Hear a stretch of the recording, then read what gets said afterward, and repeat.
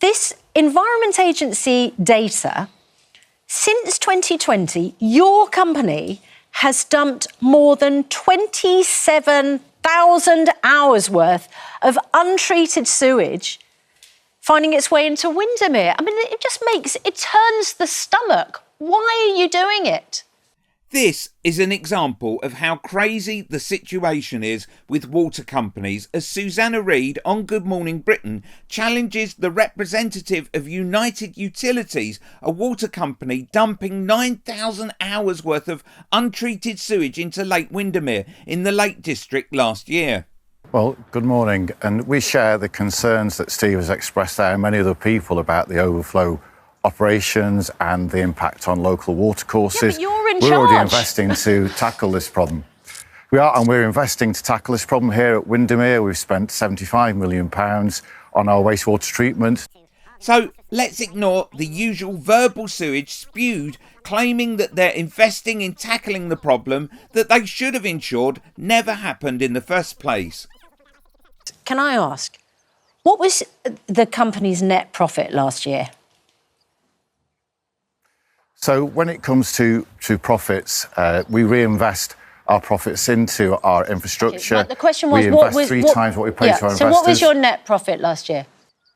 So around about £300 million. And what did you return to shareholders? Now listen as he avoids explaining again and again the figure returned to shareholders. So the way that it works, as I say, is that we pay shareholders. We invest three times what we give out what to did you return shareholders. To shareholders? And I think what's important to explain is that actually what we do need from our shareholders is the money up front to be able to invest in the assets so we can solve the problem. Now that's what people want us to do. Yeah, no, what the question was what dividend do shareholders get from United Utilities? Because it is a privatised monopoly business. What did shareholders get? Because the figure I've got here, you can confirm if this is true or not, is £452 million in dividends. Well, the figure that I can share with you, that is over the last 30 years, we've invested some £22 billion. Is that, Chris, is that figure correct? And returned, investors have had around £7 billion. Is that figure correct, that you returned £452 million to shareholders in the last year? It varies year to year. So in the round, over the last 30 years, as I say. Correct? So it varies year to year. OK, because so I think what I'm saying is that over 30 years. Yeah, I didn't ask over 30 years. I asked whether £452 million given in dividends to shareholders last year, in a year where your company spilled 9,000 hours of untreated sewage into England's largest lake, will come as a bit of a shock to people, because they'll be asking, why don't you not pay those dividends to shareholders and simply clean up the lake?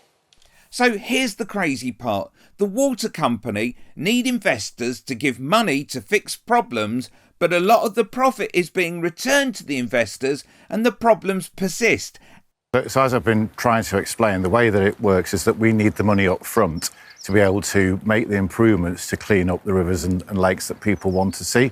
So the way it works in our industry, it's a bit like a mortgage with a house. If you want to move into your house straight away, you need the money up front to be able to do that, and you repay that over a period of time. It's exactly the same way it works for our system, that we get the money from our investors. They then get a return for giving us that money up front. That's about 3 or 4%, which is quite similar to what you get in your high street bank or building society.